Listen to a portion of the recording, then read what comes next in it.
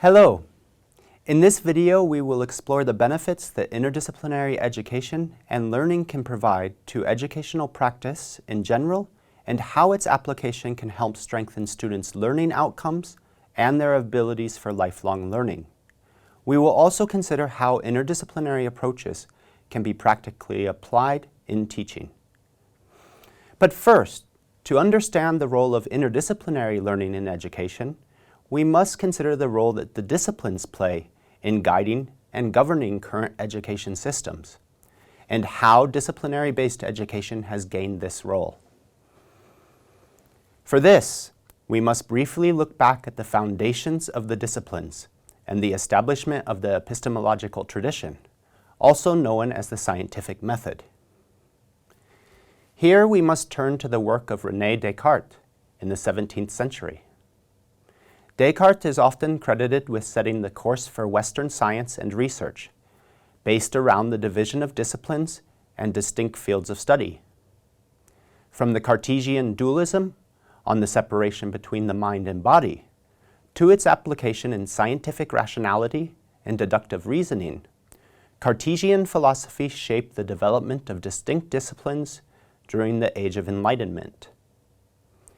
It was in his work, Discourse on the Method, published in 1637, that Descartes laid out this approach: to divide the problem studied into parts, start with the simplest, proceed to the more complex on that basis, have a final look to check that nothing has been forgotten. This rational and linear approach to knowledge generation is based on dividing, or atomizing things into their smallest parts, so that they can each be observed and studied individually, without influence from one another. The Cartesian philosophy must be credited for achieving great advancements in human knowledge, as these separate disciplines developed and formed their own systems and rules for investigation and knowledge production. But it has also created certain limitations in the way that we look at the world. Applied to the human body, anatomy may become the study of parts, from simple to complex, checking that nothing is left out.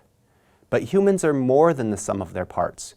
We must consider the role of relationships, as well as the mind, spirit, values, and ethics that all impact on our being. Applied to space, geography may become the study of states or regions, but not of the complex relationships between them, like imperialism, colonialism, or exploitation. Applied to time, history may become the study of epochs, but not of the connections or evolutions between these different eras, the grand view of societal development, or the macro history.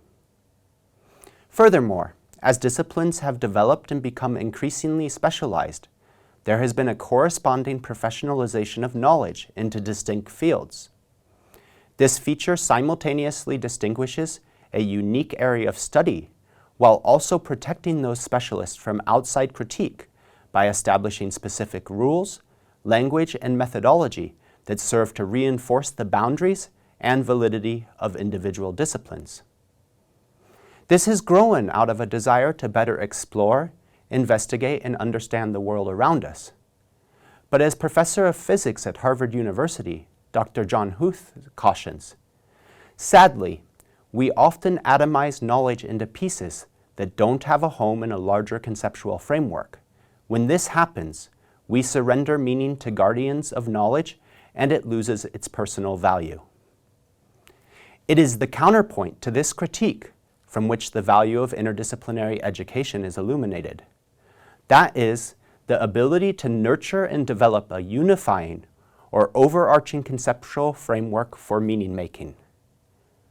At the core of interdisciplinary education and learning is this goal: to facilitate learners in developing their own knowledge constructs and frameworks for learning that bring context and meaning to their education, while also collaboratively discussing and deliberating on common worldviews and paradigms of understanding.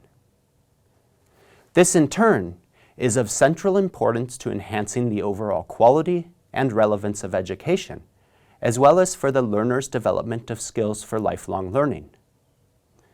But if we understand this focus on an overarching conceptual framework for meaning making as a central component of interdisciplinary education, then how can we begin to apply this in educational settings?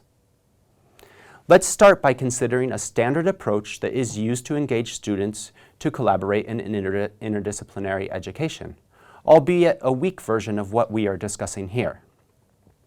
This may start with a few different subject teachers wanting to engage and collaborate on a teaching module.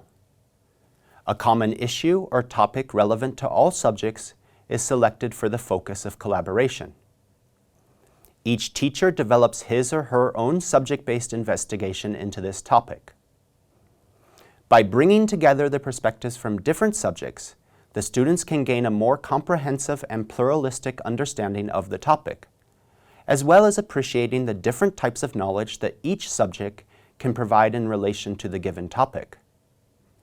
For the subjects, though, the focus often remains on addressing the topic through subject-based competencies.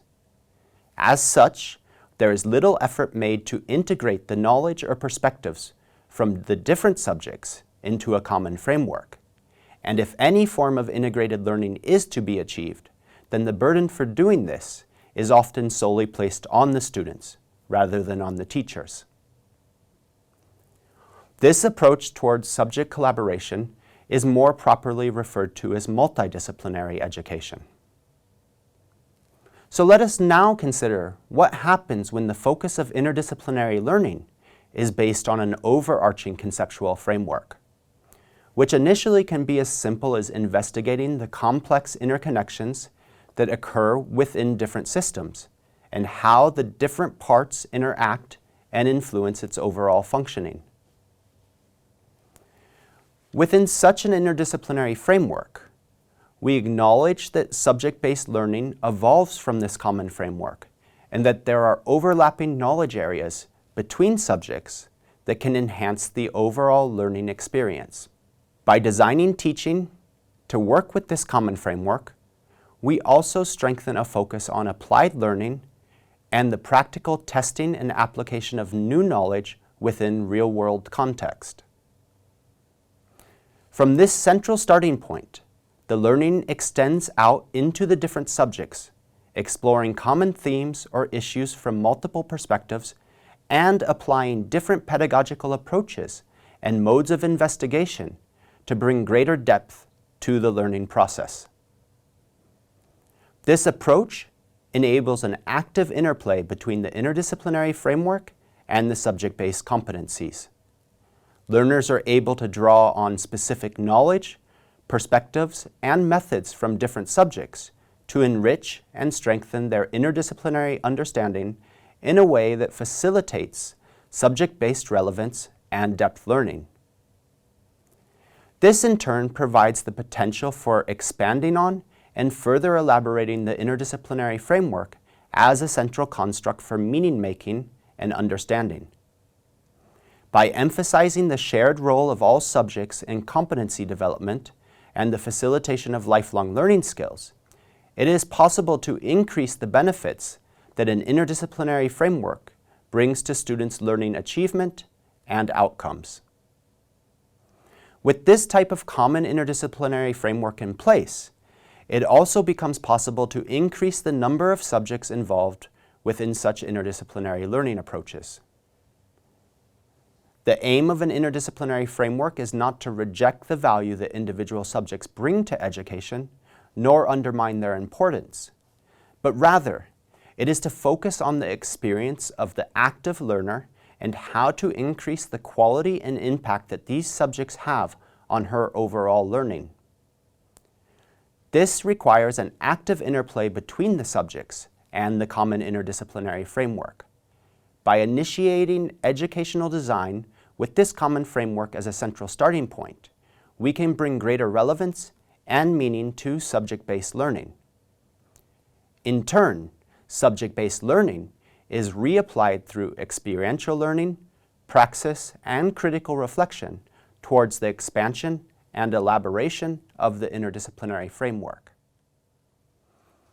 As the subject-based contributions become grounded in this common framework, It enables learning cycles to develop through interaction between the interdisciplinary framework and the subject competencies, thus contributing to the enhancement of this framework. This creates a dynamic interplay for active and applied learning, in which the expanding conceptual framework both provides greater synergies between and across subjects and supports the development of enriched constructs and procedures for meaning-making as the foundation for interdisciplinary learning. Now, let us briefly consider the importance of real-world relevance in applied learning as fundamental features of quality education. For this, we must consider a transdisciplinary learning approach. Here, the important point is that the common interdisciplinary framework is not framed only within an educational context, but that it also reflects on and incorporates key aspects from wider society, as demonstrated here in purple. The relevance of learning can be enhanced by incorporating students as active participants in planning their learning activities and defining their learning outcomes. By using formative assessment, we can identify issues of importance for students in their daily lives and in their wider communities. And by focusing education on these real-world issues, we can increase opportunities for students to actively apply learning to their daily lives and to utilize their lifelong learning skills in meaningful and productive ways. It is also possible to incorporate other stakeholders or their perspectives into this transdisciplinary approach. Collaboration with stakeholders can be done to identify key issues, define desired learning outcomes, or to investigate different dimensions of a selected issue. Working with stakeholders also requires students to recognize different needs and concerns, respect differing views and opinions, and solve problems with a focus on win-win solutions. All of which provide essential tools for collaborative learning and social change. Transdisciplinary learning thus elevates the interplay between the conceptual learning framework and wider social values, norms, and worldviews in a way that encourages processes of transformative learning. This also serves to enhance the role that education plays in social forming, as it is related to the German concept of Bildung and the Nordic concept of Dannelse. Now we have covered the approaches towards interdisciplinary education, but you may be wondering, what are the key features of the overarching framework that has been discussed? This framework is oriented towards learning processes, how we view and investigate the world around us, how we structure our thinking and codify knowledge, and how we connect different pieces of knowledge into a larger construct and make meaning of it. This framework is not as concerned with a specific focus on individual knowledge items or prescribed views, opinions, values, or ethics. Ideally, the interdisciplinary framework facilitates the development of learners' skills and competencies for lifelong learning, but at the same time allows for the application of both these learning competencies and the overarching framework towards understanding and working with a diverse range of unique topics and areas of study.